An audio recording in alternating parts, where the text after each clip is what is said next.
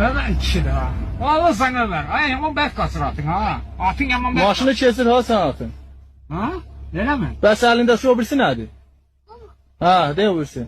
Avtomatı Ha, Siyah. siyahdır. Vallahi sana. Ha, İcit sen. beş aslandır. Ha deşatsın.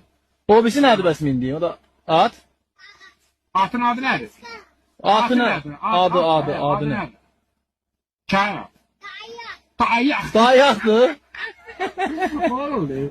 Eşq olsun sənə. Yaylığa çıxırsan bə dayaqla. Yaylığa tərəf çıxırsan?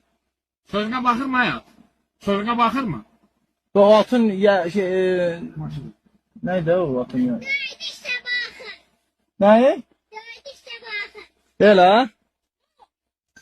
Oğuz. Atın bəs o nə bu neydi? Atar şey bu. Kantargası. Hə, qantarğası. Bəs atın qantarğası da olur. Ha, niyə qantarğa düzəltmirsən? Ya hər zad yoxdur, çılpaq minirsən. Yıxar, birdən yıxar, ehtiyatlı ol.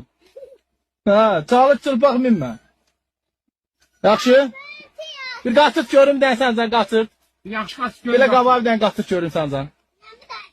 O tərəfə qaçırt görüm belə. Qaçırt görüm.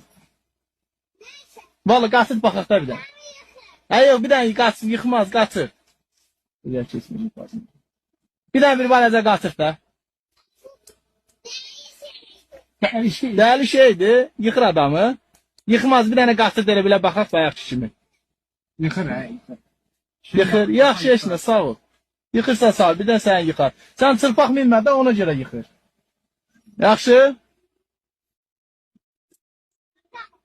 Ot at koy. Qoy bir dənə mən arxaya verim, sən onu qaçır belə baxım da, yaxşı?